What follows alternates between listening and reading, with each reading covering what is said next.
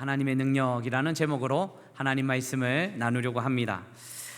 바울 일행의 2차 전도 여행을 우리가 따라가고 있습니다. 하나님의 부르심 속에서 이 유럽 쪽에서 복음을 전하고 있었는데, 오늘 점치는 귀신 들린 여종을 만납니다. 그런데 이 여종의 주인이 많았습니다. 그 주인들이 이 여종의 점치는 것 때문에 경제적인 이익을 얻고 있었는데, 이 사도 바울이 예수 그리스도의 이름으로 그 귀신을 물러가게 하고 치유해 주니까 이 경제적인 이익을 얻은 이 주인들이 이 사도 바울과 그 신라와 일행들을 고발하게 되었습니다. 참 어려운 가운데 처하게 되었습니다. 체포당하고요, 옷이 찢겨지고 구타를 당하면서 어려움을 당하게 되었습니다. 감옥에 갇히고 또 여러 가지 어려움 속에 있었던 거죠. 24절에 보면, 오늘 본문 바로 전입니다. 그가 이러한 명령을 받아 그들을 깊은 옥에 가두고 그 발을 차고에 든든히 채웠더니 그 깊은 감옥에서, 그 습한 곳에서 눈물 흘리며 아파하며 힘들어하는 상황 가운데 있었습니다. 여러분, 선한 사역을 감당하고 났는데 그 결과가 이런 결과라면 얼마나 억울할까요? 얼마나 힘들까요? 아플까요? 깊은 옥에 갇히게 된 결과고요, 예상치 못한 어려움을 경험하는 결과가 되었습니다. 여러분, 믿음으로 나아갔는데 실질적으로 신앙생활 잘 감당하고 있는데 복받고 은혜받고 행복하면 참 좋은데, 때로는 세상 사람들처럼 어려움에 처할 때가 있고 고난이 있을 수가 있고, 왜 이런 삶의 자리가 있을까 의문이 생길 때가 있습니다. 오해 때문에 낙심될 때가 있고요, 또 오히려 신앙생활을 하는 것이 회의가 느껴질 때도 있습니다. 믿음으로 잘 걸었는데, 행복하게 신앙생활 잘 감당했는데 왜 이런 일들이 일어날까?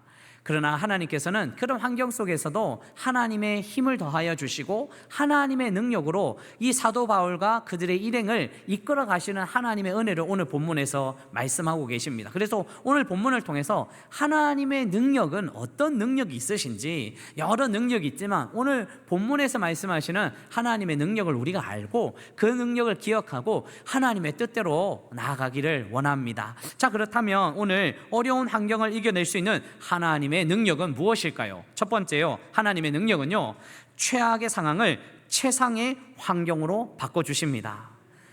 믿으십니까? 여러분, 믿음의 사람들, 이해할 수 없는 일을 만나서 최악의 환경, 그 최악의 상황을 만나도 최상의 환경으로 바꿔주시는 분이 우리 하나님의 능력이라는 사실을 믿으시기를 주님의 이름으로 축원합니다. 25절 말씀 볼까요? 하나님 말씀 읽어보겠습니다. 한밤중에 바울과 실라가 기도하고 하나님을 찬송하며 제수들이 듣더라. 아멘. 사도 바울과 실라는 최악의 상황을 맞이하였습니다. 그런데 최악의 상황에서도 하나님이 부르셨다면, 성령님께서 인도하여 주셨다면, 예수님께서 함께하여 주신다면 설령 감옥에 갇혔어도 그 자리가 천국으로 변한다는 사실을 우리에게 알려주고 있습니다. 여러분, 깊은 감옥에 갇혀서 최악의 상황을 맞이하고 있지만 하나님의 능력으로 최상의 환경으로 바꿔주시는 그 모습을 우리에게 보여주고 있거든요. 한번 볼까요? 최상의 환경은 어떤 환경인가? 한밤중에 바울과 실라가 기도하고 찬송합니다. 소리내어 기도합니다. 찬송합니다. 그런데 죄수들이 듣더라 라고 표현합니다. 여러분, 여기서 죄수들이 듣더라, 이 죄수들은 천사 같은 마음을 가지고 있는 죄수들일까요? 여러분, 요즘 층간소음과 옆방소음 때문에 큰 어려움을 경험하잖아요. 옆에서 조금만 소리 내면 가만히 있지 않잖아요. 그런데 이 지금 죄수들이 이 찬송 소리와 기도 소리를 듣고 있었다는 거죠. 놀라운 일 아닙니까? 여러분들은 마음이 착하셔서 옆에서 많이 힘들게 해도 조용히 그냥 계십니까, 여러분들은? 제가 여러분, 어제 그전까지만 해도 더워서 너무 힘들었잖아요. 그런데 어제만 해도 이제 시원한 바람이 불어오더라고요. 이제 세상이 바뀌어졌다고 막 다들 이렇게 얼굴 표정이 기뻐하시면서 오늘 오시는 모습을 많이 보았습니다. 올여름이 얼마나 덥든지 한 사람 앞에 하나씩 이 선풍기를 껴안고 살아가야 되지 않았습니까? 제 방에 선풍기가 하나 있는데 좋은 거는 다 저희 자녀들 주고 저는 조금 안 좋은 거 가지고 있었어요. 그러면 이 선풍기가요, 좀 소리가 나요. 어떨 때는 덜덜덜덜 소리가 나요. 그러면 한 대 톡 때리면 또 조용해져요. 바꿀 수가 없어요. 이거 바꿀 수가 없어요. 아까우니까. 그런데 또 이렇게 있다가 또 달달달달 소리가 나요. 그러면 한 대 톡 때리면 조용해져요. 그래서 이렇게 있었는데 한 날은 엊그제였어요. 이렇게 돌돌돌돌 하는데 제가 안 때렸거든요. 그러니까 제 방 옆에 제 아들이 공부하다가 달려오더니 한 대 툭 치고 가더라고요. 못 견디겠다는 거예요. 시끄러워서. 여러분, 제 아들이 죄수가 아니어서 다행이었지, 죄수의 마음이었다면 저는 살아있어서 여기서 말씀을 전하지 못했을 거예요. 죄수들이 어땠을까요, 여러분? 기도하고 찬양하는 옆에서 그 소리를 듣고 가만히 있었을까요? 얼마나 삿대질하고 얼마나 뭐라 했을까요? 어떻게 그 찬양 소리와 그 소리를 들을 수 있었을까요? 지금 감옥에서는 이 죄수들은 만만한 사람들이 아닌데 지금 영적 분위기가 지금 바뀌고 있는 것을 보여주고 있습니다. 최악의 자리가 최상의 환경으로 지금 바뀌어가고 있는 거예요. 하나님이 임재하였기 때문입니다. 왜 여러분 찬송 소리를 그들이 듣고 있었을까요? 찬양에는 능력이 있습니다. 찬양하면 어둠이 물러갑니다. 찬양하면 하나님의 임재를 경험할 수 있습니다. 찬양하면 하나님의 평안을 경험할 수 있는 거죠. 그래서 이 감옥의 자리도 기도하고 찬양했더니 하나님의 임재가, 이 영적 분위기가 변화됐다는 사실이죠. 여러분, 온라인에 저는 가끔 말씀을 준비하면서 온라인에 그 유튜브를 통해서 이 찬양을 많이 듣습니다. 한 곡 들을 때마다 감사와 기쁨이 넘치고요, 은혜가 충만해지더라고요. 때로는 제가 말씀을 전하다가 혼자 부흥도 하고요, 혼자 찬양도 하고 막 그럴 때가 있습니다. 그런데 제가 그 찬양의 그 댓글들을 보았더니 어떤 분들이 저는 교회를 다니지 않았는데 오랫동안 다니지 않았는데 이 찬양의 소리가 제 마음을 크게 울리네요, 힘을 주네요. 저는 예수님을 믿지 않는데 이 찬양을 들으면서 왠지 눈물이 나네요. 이런 글들이 많이 있는 것을 보고, 찬양에는 능력이 있구나, 이 찬양의 소리가 또 하나님께서 임재하여 주시면 하나님의 은혜가 있구나라는 사실을 많이 느꼈습니다.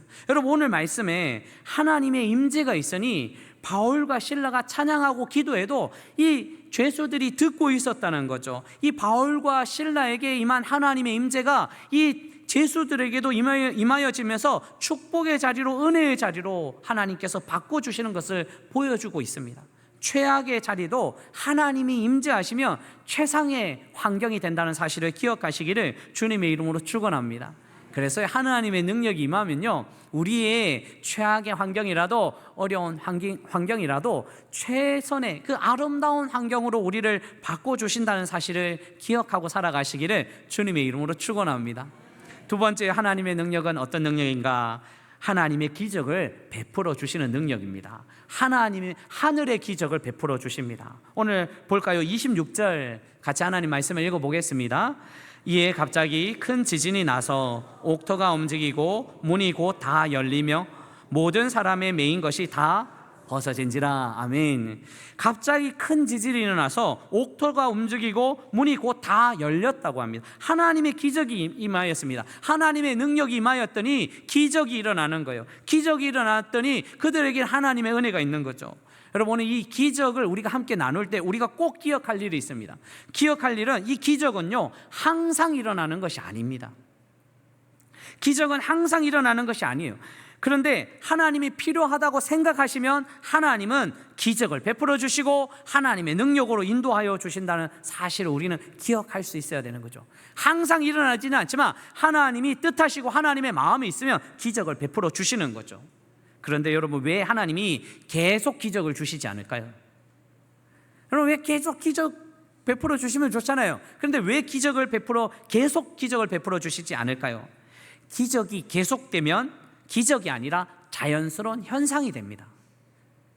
여러분, 그렇지 않습니까? 우리는 기적과 같은 일들을 많이 경험하지만 매일매일 만나니까 그것이 기적이 아니라 자연적인 현상이 되는 거죠.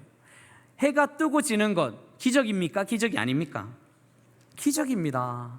그런데요, 매일매일 진행되니까 기적처럼 느껴지지 않아요. 자연적인 현상처럼 느껴져요. 우리가 그 공기를 마시고 내뱉는데요, 이거 기적일까요? 기적 아닐까요? 기적입니다. 그런데 자연스럽게 계속 진행되다 보니까 이것이 자연적인 현상처럼 느껴지는 거죠. 비가 와서 생명이 나오는 것, 이거 기적일까요? 기적이 아닐까요? 기적이에요. 그런데 자연적으로 계속 일어나니까 기적이 아닌 것처럼 느껴지는 거죠. 그래서 이런 일들이 기적인데 자연적으로 일어나는 일들이 일반적 은총이다라고 이야기합니다. 일반적 은총을 통해서 우리는 하나님의 기적이 자연스럽게 일어나는 것을 알려주시는 거죠. 그런데 하나님의 특별한 은총도 있습니다. 하나님의 특별한 은총은요, 기적과 같은, 우리가 체험하지 못한 하나님의 역사가 기적처럼 일어나는 것들이 있어요. 초자연적으로 전에는 없었는데 하나님께서 기적을 베풀어 주시는 놀라운 일들이 일어나는 거예요. 저는 어제 여기서 말씀을 많이 준비해 놓고 여기서 좀 더 이 기적에 대해서 의미를 더 나누고자 애쓰면서 이 말씀 준비를 더 깊이 하려고 노력하고 있었습니다.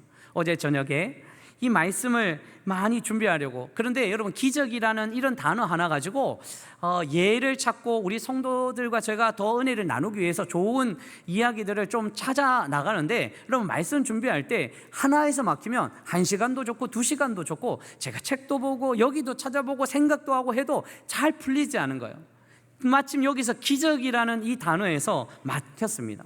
컴퓨터에서 더 이상 이 말씀을 준비하기가 너무 힘들었습니다. 그런데 어제 전화가 한 통 왔습니다. 여러분 잘 알고 있다시피 우리가 기도 제목을 나누었듯이 우리 신하람 아가, 이제 아직 돌도 안 지났죠. 여러분들에게 기도 제목을 드렸는데, 그런데 마침 어제 우리 기도 제목으로 호흡기를 뗐다는 거예요. 하나님께서 얼마나 은혜를 주시는지 깜짝 놀랐는지. 근데 저한테 전화 주신 이유는 우리 성도님들에게 아직도 더 나아가야 될 길들이 있어서, 후유증도 일어나지 않도록, 그리고 또 온전하게 회복되도록 여러분들에게 기도 요청을 하면서 제게 전화를 해 주셨더라고요. 그래서 듣고 있는데 그 입술에서 2번이나 그 서울대병원 의사분들이 기적이라는 이야기를 저를 통해서, 그분을 통해서 이야기를 주시는 거예요. 기적이었습니다. 그 이야기를 듣는 순간 제가 하나님 말씀을 준비할 때 너무 소름 돋았어요. 너무 깜짝 놀랐어요. 하나님께서 이렇게 역사하여 주시는구나. 하나님께서 이 은혜의 말씀을 나누시고자 그 타이밍에 전화를 주시는 것도 깜짝 놀랐는데, 또 하나는요, 그 말씀을 듣고 또 말씀을 준비하는데 또 이런 생각이 들었습니다.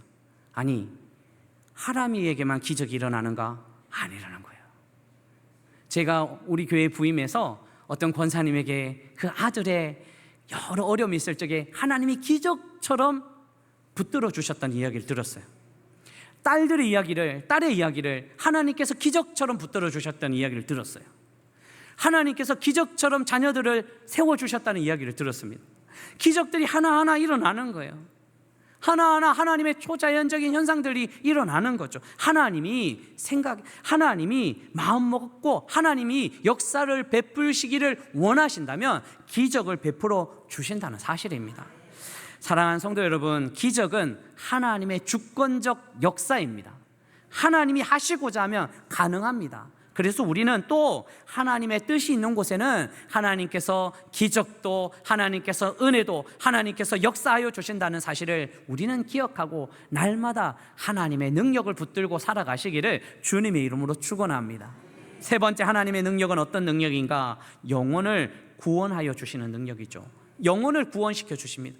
여러분, 하나님의 기적은요, 그냥 지나치는 기적이 아니에요. 능력이 아니에요. 영혼을 구원시켜 주세요. 27절 말씀에 간수가 자다가 깨어 옥문들이 열린 것을 보고 죄수들이 도망한 줄 생각하고 칼을 빼어 자결하려고 하거늘. 간수가 자다가 깨어서 이제 옥문이 열리고 죄수들이 도망간 줄 알고 자결하려고 했다는 거죠. 바울이 큰 소리로 외치며 그 자결을 막습니다. 28절. 여러분, 이 사도 바울의 큰 소리의 외침이 이제 이 영혼을 구원하는 은혜를 받거든요. 같이 한번 읽어볼까요? 시작. 바울이 크게 소리질러 이르되 내 몸을 상하지 말라, 우리가 다 여기 있노라 하니. 아멘. 여러분, 하나님의 능력 안에 이 간수가요, 자결하려고 하였을 적에 사도 바울이 복음을 전하는 것, 이 복음을 통해서 이 하나님의 능력과 복음을 전함으로 인해서 이 간수가 생명을 얻게 되는 거예요.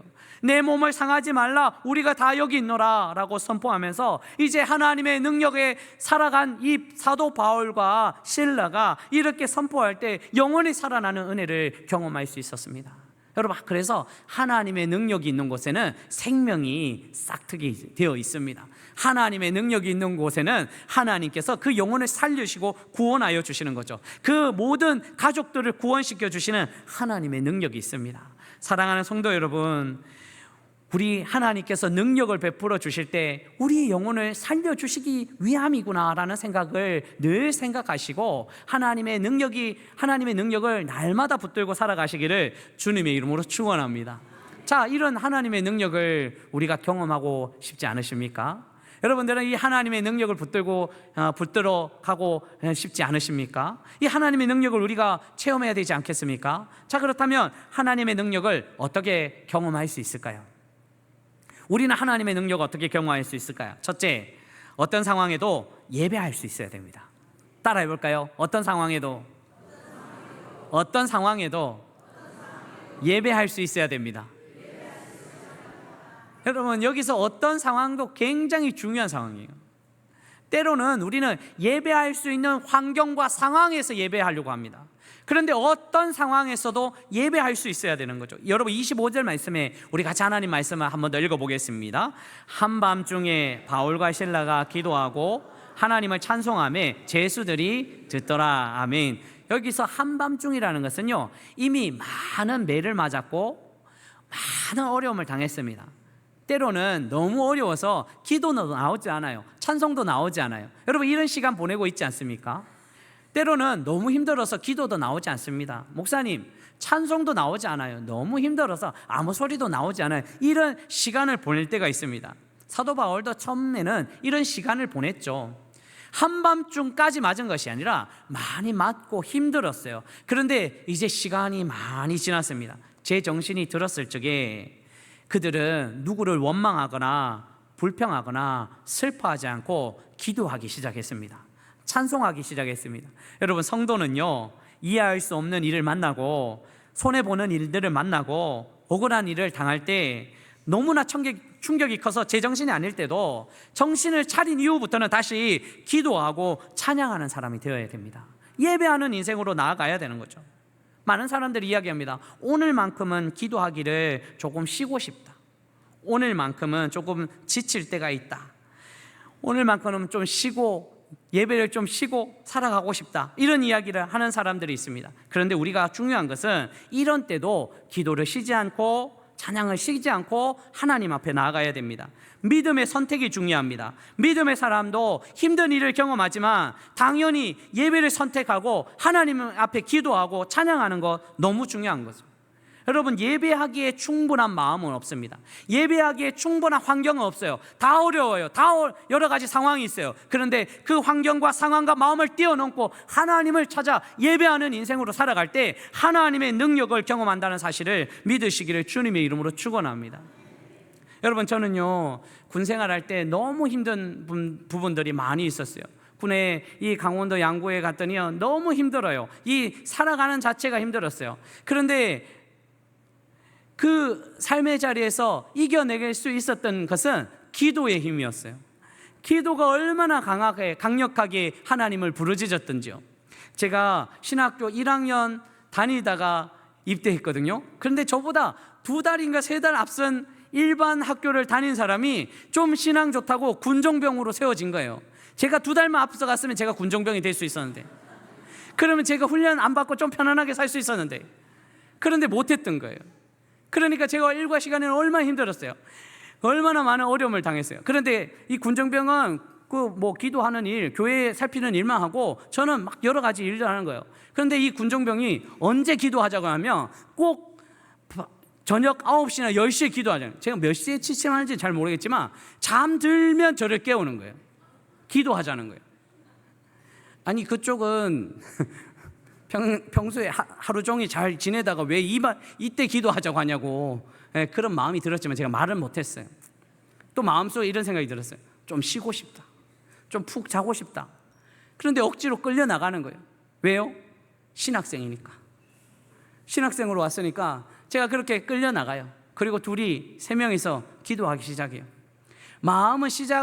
시작하는 마음은 어려웠는데요, 시작의 그 기도의 시작을 통해서 하나님께서 은혜를 부어 주시는데요, 여러분, 그 은혜는 감당할 수 없는 은혜였습니다. 모든 생활에 이겨낼 수 있는 힘이었어요.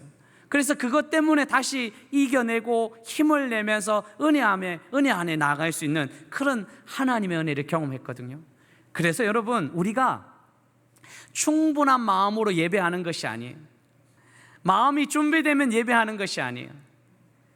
어떤 상황에서도 예배하고, 어떤 상황에서도 기도하고, 어떤 상황에서도 찬양하다 보면 하나님은 하나님의 능력을 베풀어 주시고 하나님이 은혜를 베풀어 주실 줄 믿습니다. 어떤 환경에서도 하나님을 예배하는 인생이 되시기를 주님의 이름으로 축원합니다. 두 번째요, 여러분, 우리가 하나님의 능력을 어떻게 경험할 수 있을까요? 두 번째는요, 어떤 자리라도 하나님이 불러주신 자리라고 인식해야 됩니다. 따라해 볼까요? 어떤 자리라도 하나님이 불러주신 자리라고 인식해야 됩니다. 불러주신 자리라고 인식해야 됩니다. 너무 중요합니다.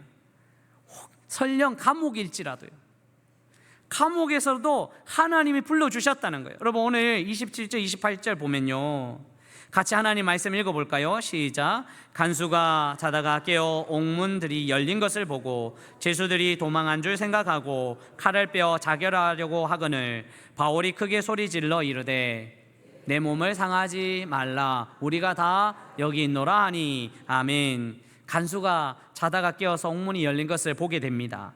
죄수들이 도망한 줄 생각하고 칼을 빼어 자결하려고 했다라고 이야기합니다. 여러분, 그때 사도 바울이 소리질러 그를 말렸다 했죠. 그런데 사도 바울과 실라가 처음에 옥문이 열렸을 적에 어떤 마음이었을까요? 기도하고 옥문이 열렸는데요, 찬양하다가 옥문이 열렸는데요, 어떤 마음이었을까요, 여러분? 하나님이 기도하니까 옥문을 열어주셨다, 하나님께 찬양하니 빨리 도망가라고 하나님께서 역사해 주셨다, 이렇게 생각하지 않을까요? 그래서 사도 바울과 실라는 지금 모든 것 내려놓고 빨리 도망가야지 하나님의 응답이라고 생각할 수 있었습니다. 그런데 사도 바울과 실라는 기도하다가 찬양하다가 하나님의 관점을 받아들이기 시작합니다. 하나님의 관점으로 자신의 자리를 해석합니다. 자신의 관점으로 생각하면 문이 열리고 도망가는 것이 많습니다. 그런데 하나님의 관점이 있어요. 왜냐하면 하나님이 관점을 생각해 보면요, 하나님이 왜 감옥에 보내주신 이유를 발견하게 되는 거죠. 여러분, 하나님이 왜 사도 바울과 빌라를 보내주셨는가? 왜 유럽 쪽으로 하나님이 이렇게 환상 속에서 불러주셨습니까? 왜 그 귀신 들린 여정을 고치게 해주셨습니까? 그런데 하나님이 이렇게 은혜를 베풀어 주셨는데 하나님이 왜 감옥에 가두어 주셨냔 말입니까? 여기서 하나님의 관점을 해석하지 아니하면요, 빨리 도망가게 되어 있습니다. 빨리 나가게 되어 있습니다. 그런데 사도 바울과 실라는 기다립니다. 하나님이 분명히 이 감옥에라도 불러주신 이유가 있을 거야. 그냥 단지 때리고 어려움을 고난을 주려고 우리를 여기 감옥에 불러준 것이 아니라 하나님이 분명히 불러주신 이유가 있을 거야. 기다리기 시작합니다. 그리고 중대한 결론을 내립니다. 한번 기다려보자. 정말 위험할 수 있습니다. 문이 열렸는데요, 착고가 풀렸는데요, 그런데 기다리는 거예요. 하나님이 왜 불러주셨을까? 하나님이 왜 불러주셨을까? 기다리고 있을 적에 갑자기 간수가 들어와서 자결하려고 하는 거죠. 여러분, 27절 말씀을 한 번 더 볼까요? 간수가 자다가 깨어 옥문들이 열린 것을 보고 죄수들이 도망한 줄 생각하고 칼을 빼어 자결하려고 하거늘. 여러분, 간수가 원래 이런 모습으로 살아갑니까? 아니에요. 간수는요, 그냥 옥문 열렸다고 죄수들 도망갔다고 자살하는 사람이 아니에요. 찾는 거예요. 죄수들이 어디 있는지, 아직 죄수들이 도망가지 않았다면 빨리 붙잡고 문을 닫아야 되는 것이 간수 아닙니까? 그런데 왜 자결하려고 하였을까요? 왜 자결하려고 하였을까요? 간수는 문 열린 것을 보고 자결하려는 이 마음은요, 나는 언젠든지 나는 죽을 인생이구나, 내 지금 힘든 인생인데 내 하나 어떤 일만 만나면 나 죽어버릴 거야. 내 인생 조금만 내 인생 건드리면 나는 이제 죽을 준비가 되어 있어 라고 생각하는 그런 마음 아닐까요? 갑자기 문이 열렸는데 그냥 자결하려고 하는 이 모습을 보고 사도 바울이 소리치잖아요.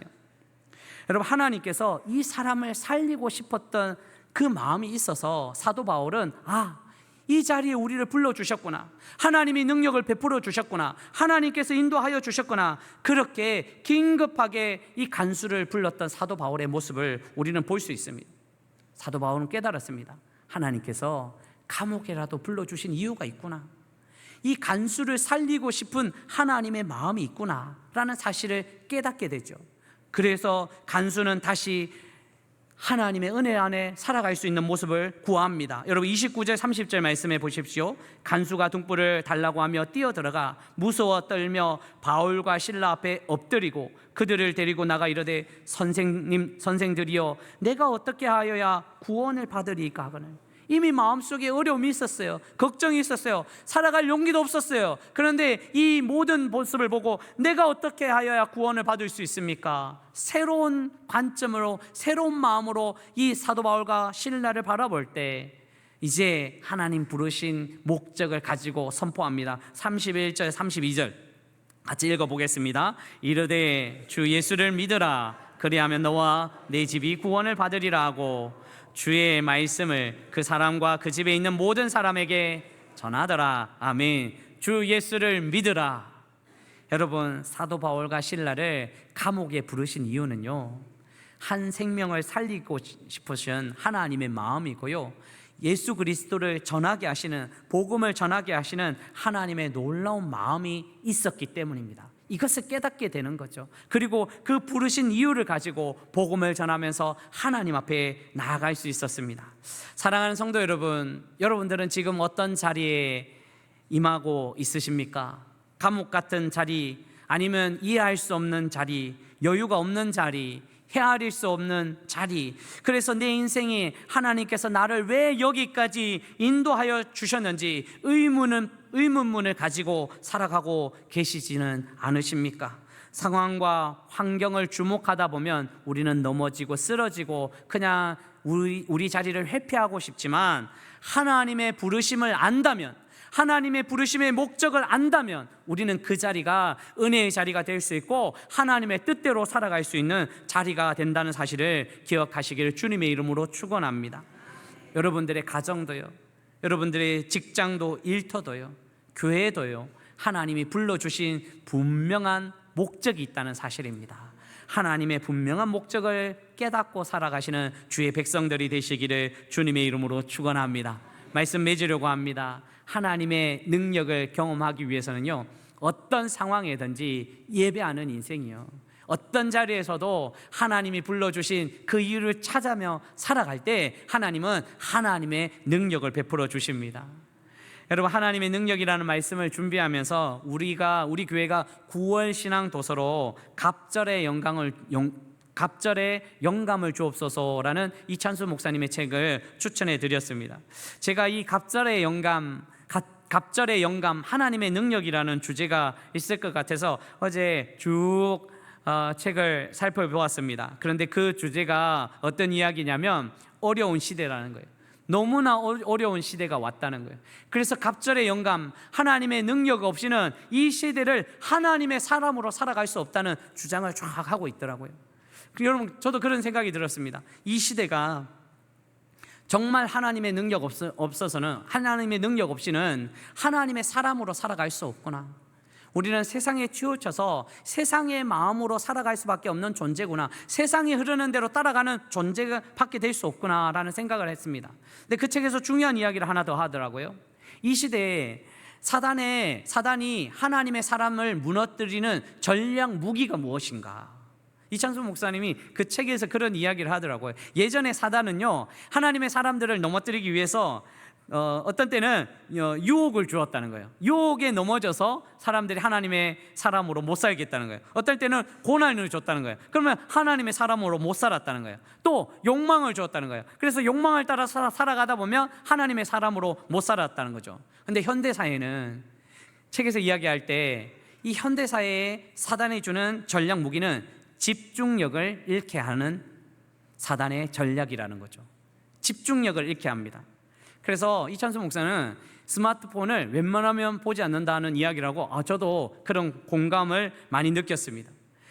하나님의 능력에 집중해야 되는데 어떤 일만 만나면 우리는 세상의 일에, 사람의 말에, 사람의 방법에 또 우리가 하나님의 집중을 잃어버릴 때가 있는 거죠. 힘들면 힘들다고 하나님을 집중하지 못하고요, 편하면 편하다고 하나님께 집중하지 못합니다. 삶의 자리에 여러 환경들이 있을 적에 하나님께 집중하지 못하고 기도하지 못하고 찬양하지 못하며 예배하지 못하는 인생을 살아갈 때가 너무나 많습니다. 정말 위험한 시대가 왔는데요, 정말 어려운 시대가 왔는데 하나님께 집중하지 못하고 살아갈 때가 너무 많은 거죠. 사랑하는 성도 여러분, 이런 환경 앞에 우리는 다시 우리의 집중력이 흐트러지지 않게 하나님을 예배하는 인생으로, 그리고 어떤 자리에서도 하나님이 불러주셨다는 그 이유를 발견하시면서 사명을 감당하시며 하나님의 능력을 경험하고 살아가시기를 주님의 이름으로 축원합니다.